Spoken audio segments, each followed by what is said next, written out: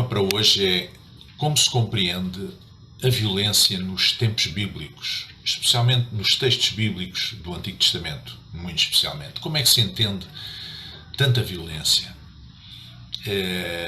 Qualquer pessoa que não conheça muito bem a Bíblia aborda esses textos e verifica muita violência. Bom, desde logo a Bíblia, os livros do Antigo Testamento têm milhares de anos e representam, antes de mais, um testemunho da época. E era uma época de guerras e de violências.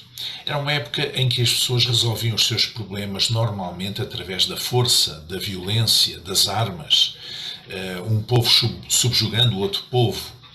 E, portanto, essa era a prática, era a cultura da época. E, portanto, os textos bíblicos escritos nessa altura retratam naturalmente aquilo que se passava.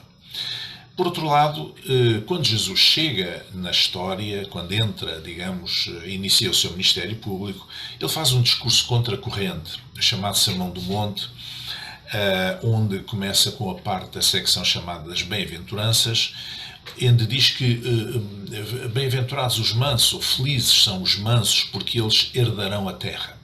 Ora, esta era uma mensagem contracorrente, porque normalmente quem herdava a terra, e a terra era a base da subsistência das pessoas, quem tinha terras, quem tinha um pedaço de terra, podia ter gado, podia semear e colher, portanto representava alimento, subsistência para si, para a sua família, mas diz que são os mansos que herdarão a terra. Não os violentos, digamos assim. E isto era contracorrente à época, na altura, à cultura predominante. Por outro lado, ele fala também que são felizes ou bem-aventurados os pacificadores. Pacificador é aquela pessoa que é um construtor da paz. Pacificador é alguém que, em vez de levantar muros, procura construir pontes, procura a concórdia entre as pessoas, procura que as pessoas se relacionem umas com as outras na base do respeito, na base da tolerância, do entendimento, da aceitação. Mas, por outro lado, os textos bíblicos também constituem uma espécie de um mapa da vida. Um mapa que mostra por onde é que devemos ir ou por onde é que não devemos ir. Isto é, que mostra o perigo dos caminhos perigosos, que são mais suscetíveis de trazer destruição, de nos trazer dano, digamos assim.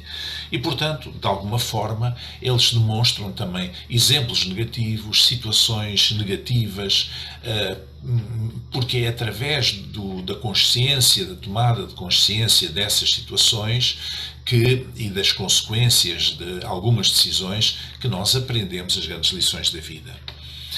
Mas quando se fala em violência, de facto, é preciso dizer também uma coisa. Muitos dos quadros ou das descrições históricas que surgem nos livros do Antigo Testamento são escritos numa base hiperbólica, isto é, há um exagero do ponto de vista do relato, que procura dar força, digamos assim, à narrativa, e não necessariamente, digamos, que tenha sido exatamente assim, palavra por palavra, literalmente.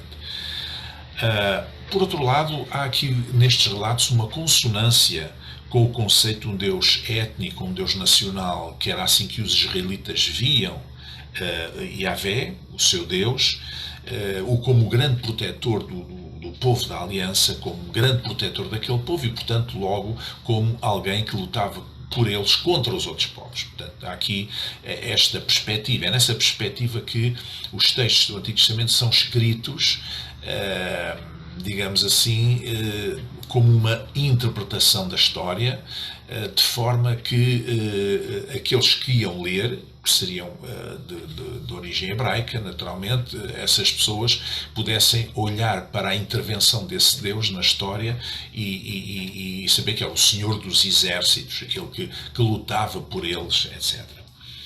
Mas o mais importante para nós cristãos é a revelação de Deus que surge no Novo Testamento.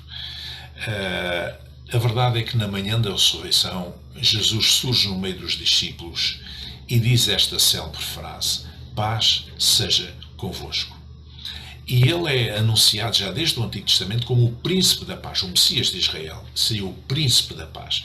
E Jesus é realmente o príncipe da paz, aquele que vem estabelecer a paz entre os homens e Deus, e entre os homens uns com os outros, paz na terra, boa vontade entre os homens. Não é? Portanto, ele é o príncipe da paz, ele é aquele que vem trazer paz, propor a paz, anunciar a paz. E por isso é dito no Novo Testamento que são bem-aventurados aqueles que anunciam a paz. Fique bem.